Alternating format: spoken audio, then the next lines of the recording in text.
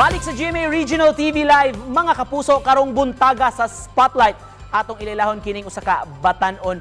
Musalmot ni siya sa umaabot nga Mr. of Filipinas pageant mo nagrepresentar sa lungsod sa Cordova. Unsa may iyang ipaambit sa maong kompetisyon, mga kapuso, og nganong gipasigarbo man niya ang iyang pagkasugbuanon ning maong national pageant. Atong makauban karong buntaga si Ed Kevin Tumulak. Good morning, Ed Kevin, maupay na aga. Welcome sa GMA Regional TV Live.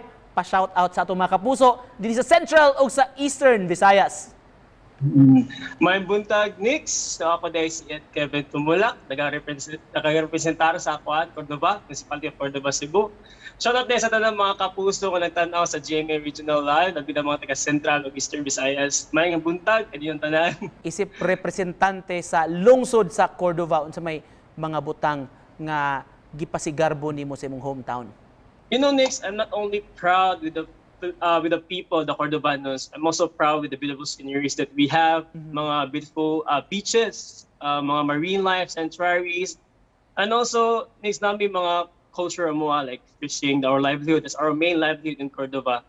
Our fiesta, what I always proud of is that Cebu is in the limelight, not only in Cebu, Cordova is in the limelight not only in Cebu, but also in the Philippines. Karon nga umagi nga si CLX ang ginatas ang bridge pohon sa Pilipinas. As we all know, Ed, nga sa mga beauty pageant, dunay matag contestant, dunay advokasya nga gisuportaan. Unsa may kausa nimo nga gusto sabi mong madunggan dili lang sa Cordova, sa Sugbo, o sa Pilipinas, sab?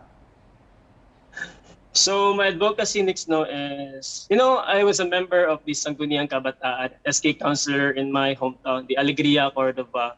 So what made me realize I was inspired to make and to promote the youth empowerment, and that is the advocacy that I always worked on.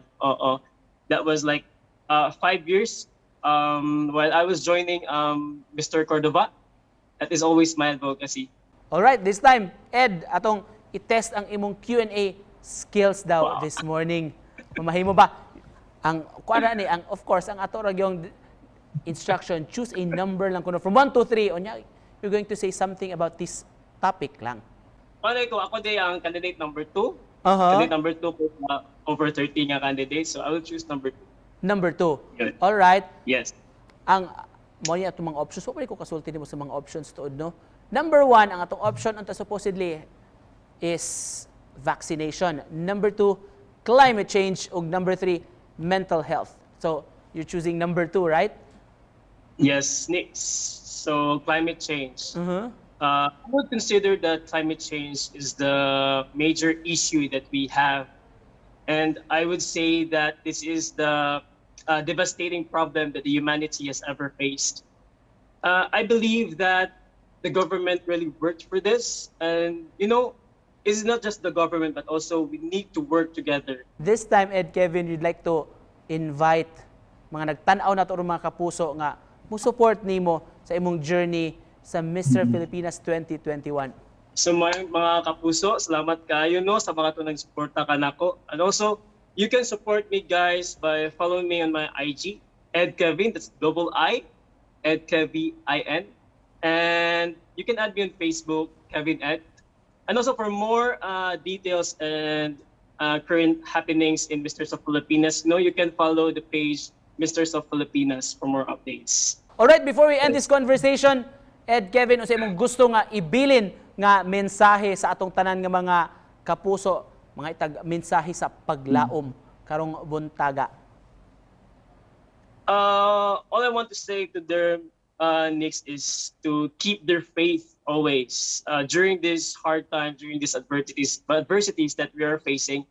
What we need is to work together fighting this war of pandemic, and also never be discouraged, always be positive. All right, thank you so much for joining us, og good luck sa imong journey sa Mr. Filipinas 2021, mga kapuso.